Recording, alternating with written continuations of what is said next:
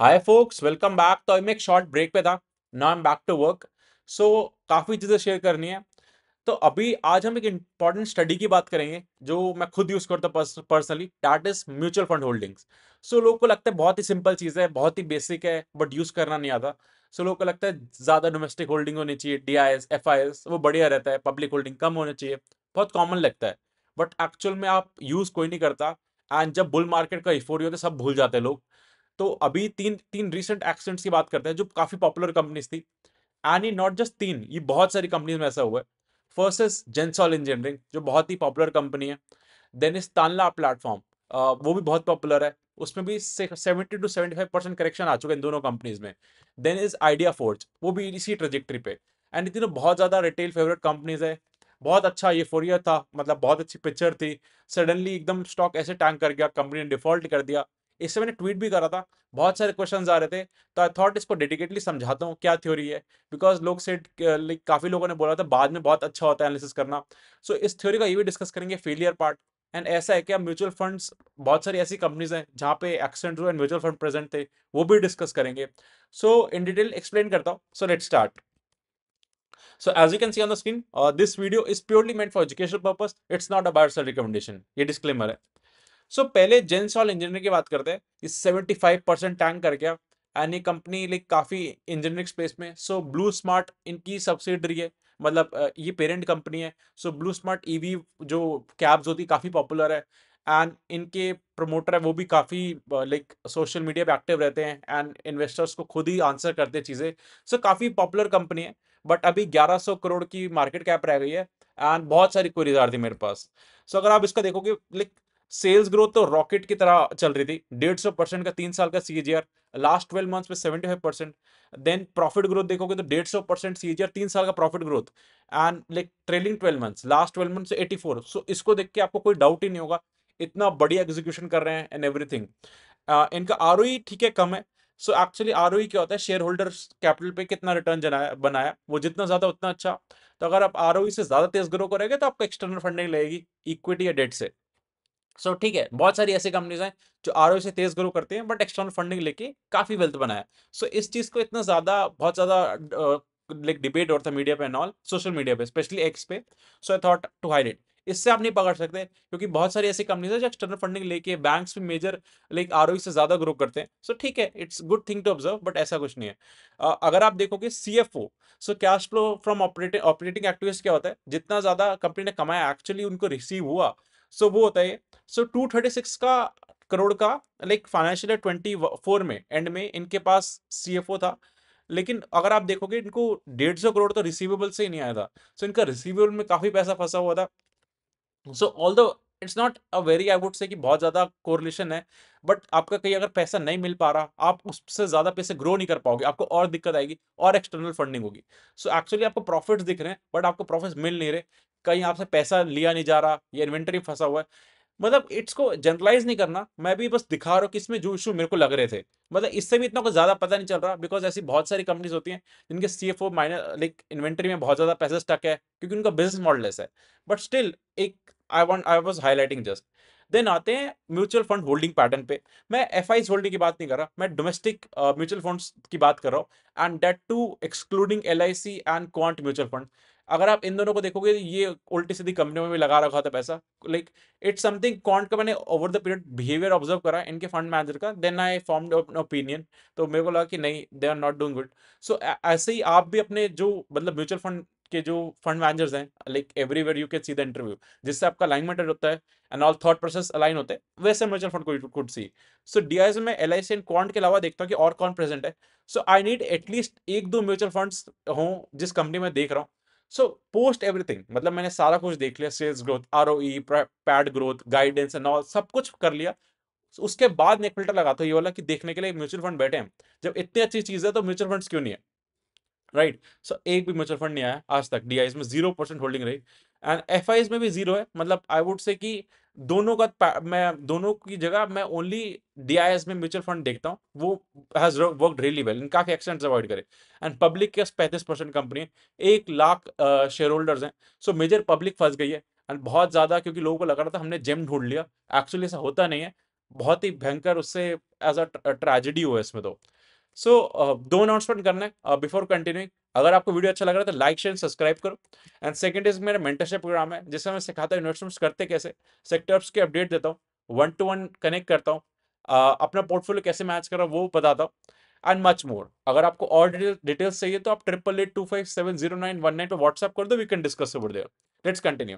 और note, it's not a theory की अभी बहुत सारे फेलियर केसेस दिखाऊंगा एंड कहाँ पे थ्योरी फंस जाती है, कहाँ पे गड़बड़ हो रहा है, वो भी अभी हम जस्ट वो देख रहे हैं जहाँ पे मेजर एक्सीडेंट्स हुए, how could you have avoided them.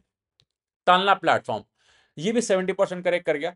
50% तक काफी कंपनीज करेक्ट करी हैं। जो 70-75% वाली कैटेगरी है ना, वहां पे बहुत ही, जहां पे बहुत ज्यादा कुछ दिक्कत थी कंपनी, वही करेक्ट हो रही है। इतनी ज्यादा नॉर्मली कंपनीज करेक्ट नहीं करती।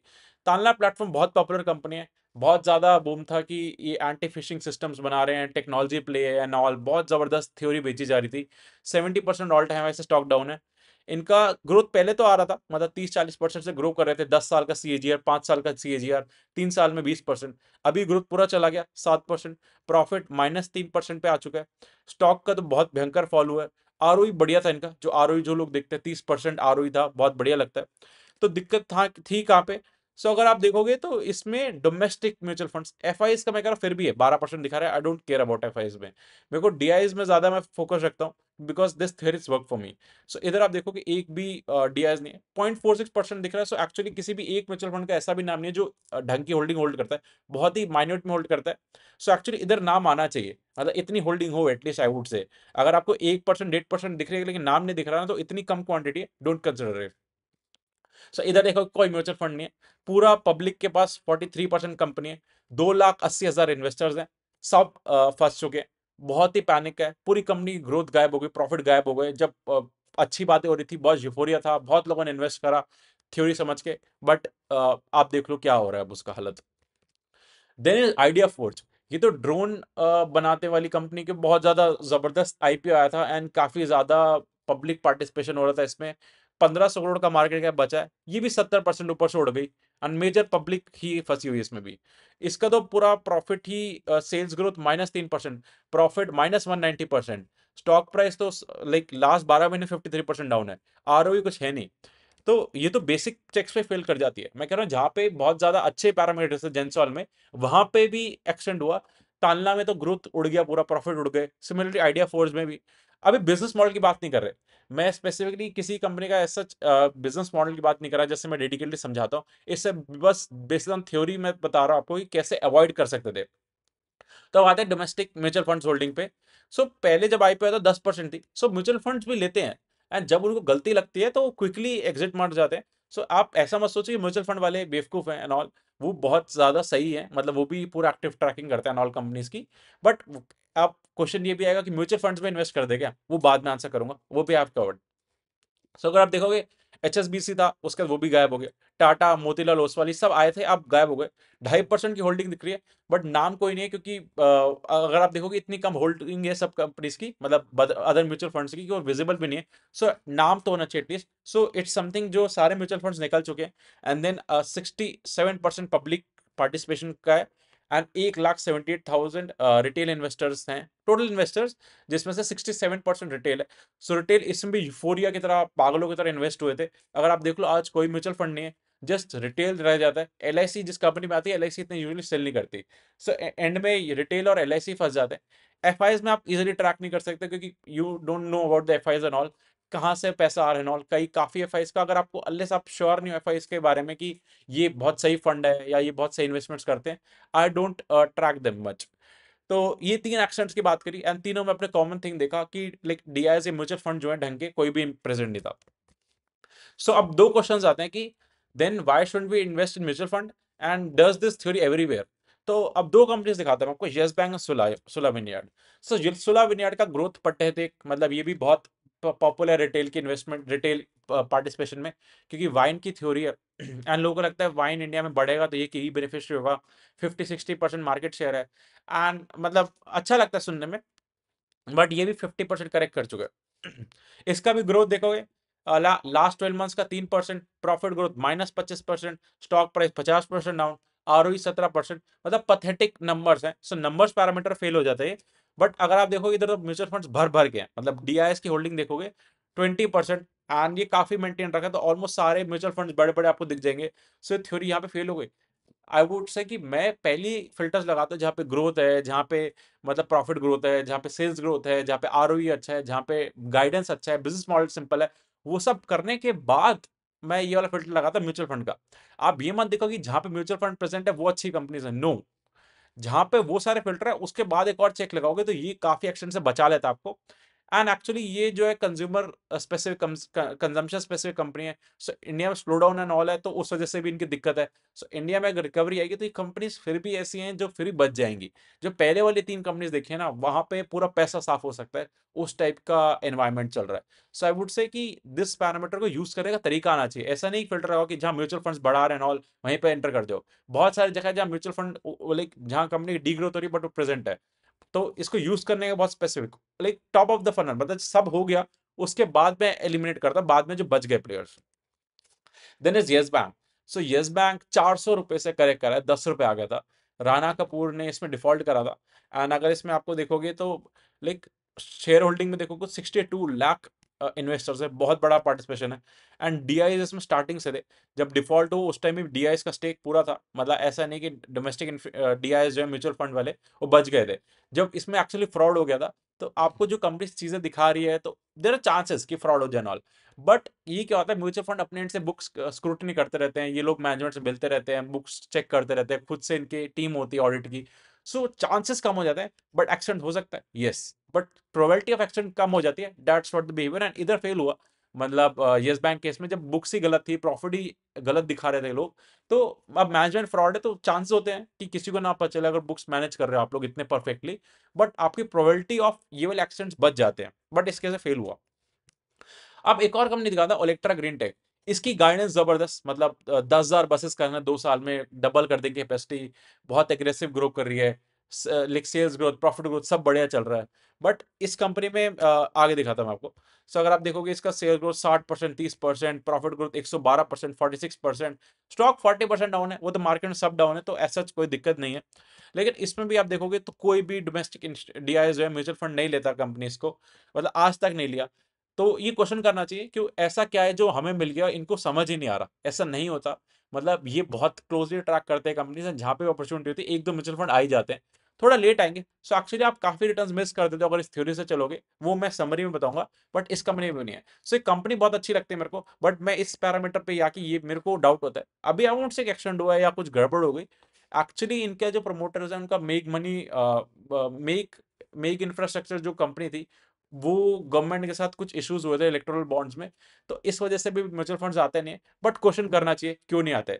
सो ये वाली कंपनी का है इन्वेस्टेड, ऑल सब बढ़िया लगता है। सो इसका पूरा समराइज करते हैं। सो जो ये डीआईएस म्यूचुअल फंड वाली थ्योरी है जो मैं यूज करता आ रहा हूँ काफी सालों से, एंड काफी अच्छा, मतलब मैं एक्सीडेंट से बचा हूँ। सो इसमें अगर आप देखोगे जो हमने 3 बड़े एक्सीडेंट्स की बात करी, जेंसॉल, तानला प्लेटफॉर्म, आइडिया फोर्ज, दो की तो ग्रोथ पूरी साफ हो गई, प्रॉफिट है नहीं, पूरे मार्जिन कंप्रेस हो चुके हैं, लेकिन म्यूचुअल फंड एक भी नहीं है।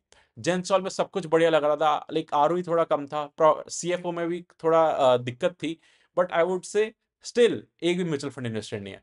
तो आपको क्वेश्चन करना चाहिए एज अ रिटेल इन्वेस्टर, आपने ऐसा क्या देख लिया जो किसी को नहीं दिख रहा। ऐसा बहुत रेयर होता है आज के डेट में, सब सारी कंपनीज ट्रैक कर रहे हैं, बहुत लाइक पार्टिसिपेशन बढ़ चुका है, म्यूचुअल फंड्स की बहुत बड़ी टीम्स होती हैं, सब कुछ देख रहे हैं।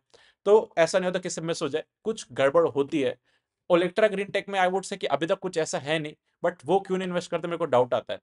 एंड अब अगला क्वेश्चन मैं ये भी कवर करूंगा, then why should we invest in only in mutual fund, उन्हीं को पैसे दे दो ना, अगर उनके, अगर हम ऐसे ट्रैक कर रहे हैं। तो आई वुड से वो 40-50 कंपनीज में इन्वेस्ट करते हैं, बहुत डाइवर्सिफाइड पोर्टफोलियो होता है, वो अल्फा नहीं क्रिएट करते। निफ्टी 12-14%, 15% दे रहा रिटर्न, तो 2-3% ऊपर दे देते हैं लॉन्ग टर्म में, क्योंकि वो रिस्क ही नहीं लेते। 50 कंपनी से पूरा डाइवर्सिफाइड होता है। एंड देन जो भी इंडेक्स को से मैप है, वो लेट से लार्ज कैप का म्यूचुअल फंड है तो निफ्टी 50 के अकॉर्डिंग ही 70-80% वो अपनी कंपनी सेम रखते हैं। निफ्टी स्मॉल कैप है तो जो इंडेक्स मेजर कंपनीज रखते हैं वो ज्यादा रिस्क भी नहीं लेते। एंड बहुत जगह गलत होता है, बिना ग्रोथ के भी इन्वेस्टेड रहते हैं। जैसे हमने देखा 16 यार्ड में भर भर के म्यूचुअल फंड्स है, बट कोई ग्रोथ नहीं है, कोई स्कोप नहीं लग रहा। तो वैसी कंपनीज में वो लोग बैठे रहते हैं। सो ऐसा नहीं है अगर आप म्यूचुअल फंड्स को पैसे दोगे तो आप कुछ अल्फा नहीं क्रिएट कर सकते। अगर आप खुद से ढंग से चीजें मैनेज करके करोगे तो बहुत अच्छा अल्फा बनता है इस मार्केट में। अन्य थ्योरी मेरे लिए वर्क करी है। तो उसको आपको एक्सेंट अवॉइड करने की प्रोबेबिलिटी बढ़ जाती है। यस बैंक के केस में हुआ एक्सेंट, एंड ये सब भी प्रेजेंट थे, इनको भी नुकसान हुआ।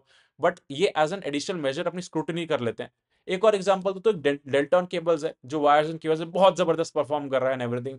सब कुछ sales growth, PAT growth, guidance भी बढ़िया है, बट उसमें भी कोई म्यूचुअल फंड आता नहीं है। तो मेरे को वो बार बार लगता है। तो इस थ्योरी का नेगेटिव पॉइंट ये भी, आप काफी रिटर्न मिस कर जाओगे। कोई शेयर सही में अच्छा था, म्यूचुअल फंड्स आए, वो तब तक ही 5 6 7 10 गुना हो गया, तो आपने पूरी रैली मिस कर दी। सो ये डिसएडवांटेज होता है, but I am happy with disadvantage ये वाला। रिटर्न्स मिस करना, फ्यू अपॉर्चुनिटीज मिस करना है फाइन, बट ऐसे एक्सीडेंट्स हो जाए, पूरा कैपिटल रोड हो जाए जिस कंपनी में, वो एक्शन से प्रोबेबिलिटी बढ़ जाती है बचने की। आई होप आपको क्लैरिटी मिला होगा कैसे आप इतने तगड़े जो एक्सीडेंट्स हो उनसे बच सकते थे। एंड पूरा ट्रैक करना है, आई एम रीआइटरेटिंग, पूरा बिजनेस मॉडल स्टडी करना, कॉन कॉल सुनना, प्रॉफिट ग्रोथ देखना, सेल्स ग्रोथ देखना, आरओई देखना। उसके बाद एक पैरामीटर लगा दो कि म्यूचुअल फंड होल्डिंग इसमें है कि नहीं है domestic, and that too excluding LIC and अभी क्वांट। ऐसे मैं खुद, ये पर्सनल मेरा प्रेफरेंस है, मैंने ऑब्जर्व करा उनका बिहेवियर, मेरे को नहीं समझ आता। सो आप कुछ, आपको भी कोई ऐसी कंपनीज हो सकती हैं। सो ये थ्योरी बहुत सही रहते हैं। आप बताना इसमें अगर कोई आपको और कोई एनालिसिस मिला एंड ऑल। अगर कोई क्वेश्चंस तो भी थैंक यू।